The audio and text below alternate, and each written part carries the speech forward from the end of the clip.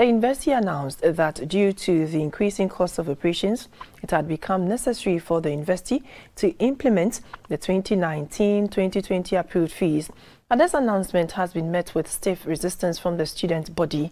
We are joined on the phone lines by the head of the Department of Communications, University of Ghana, Dr. Abnayebua Banim, to help us understand this issue better. Good afternoon, Doctor. Good afternoon, and good afternoon to viewers.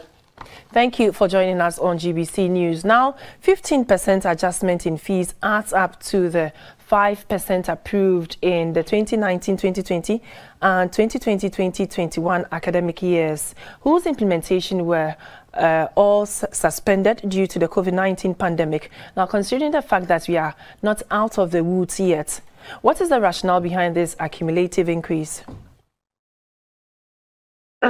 So it's interesting how you frame it. And yes, we are not out of the woods yet when it comes to COVID, which was one of the reasons for us not implementing the full fees that had been approved by Parliament in 2019. However, the university's operational costs have also gone up significantly. And it has become imperative that we increase the fees as approved by Parliament, by the way.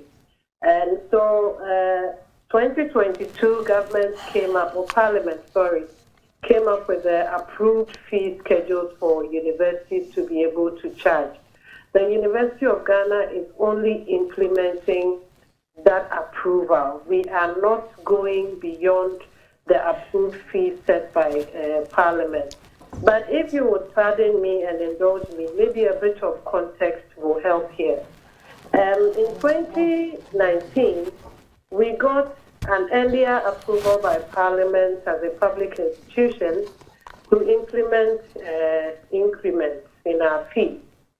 And by the time that approval was done going through bureaucracy, to be finally announced to the universities, the University of Ghana was in its second semester.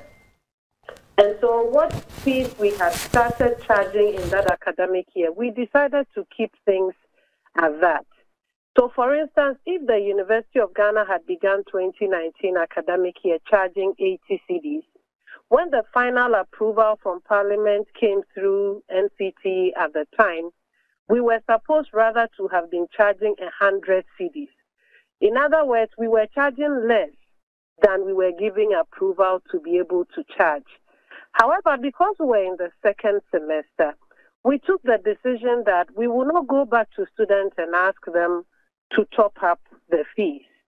And so we stayed where we were on the lower fees. That's what we kept for the 2019 academic year. We would have increased it to the approved fees in 2020. However, COVID hit us all, and we decided that knowing the circumstances, the increment was going to be harsh. And so we stayed on the fees, the lower fees we had been charging in 2019. Fast forward to 2021, the student representatives came to us to plead that things were still very hard in the economy. And so can we still keep the fees where they were? So again, we didn't increase it to what we were supposed to have increased to. So you have 3 years within which the university had actually been charging less than what it was given approval by Parliament to be able to charge. So when the new increment of 15% came, we decided to implement it on what we should have been charging in 2019. Because, mind you, the parliamentary approval is pegged to the last approved fees. We were not implementing that last approved fees.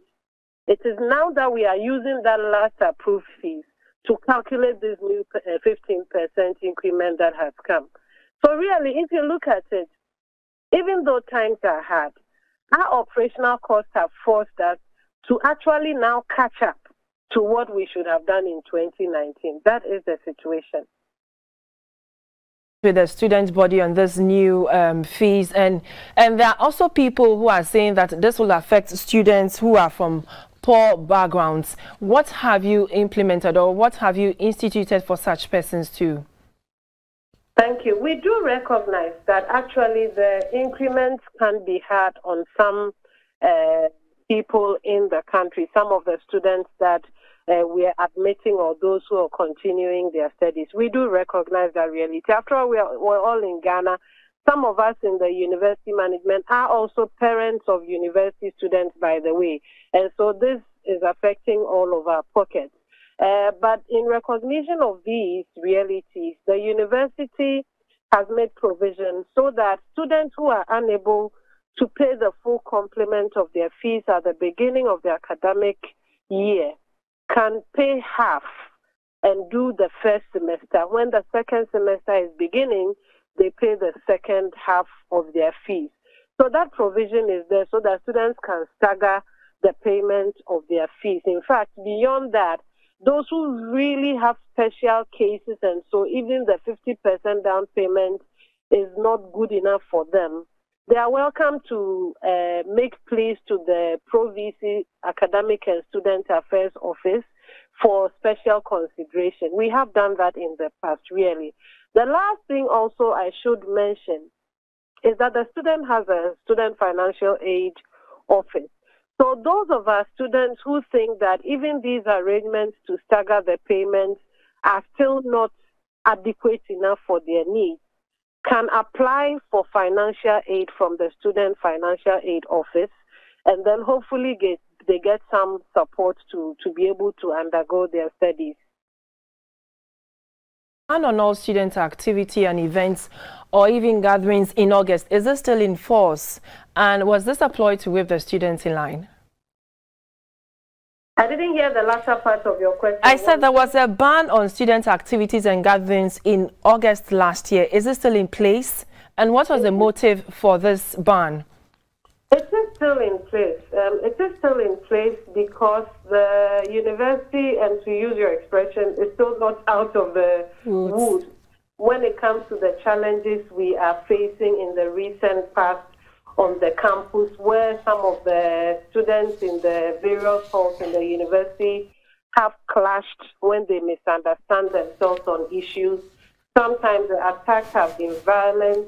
There's been vehicles that have been burnt on campus. At the last incident, the Mensa Saba Hall, the bus of the Mensa Saba was taken off. We still don't know where it is.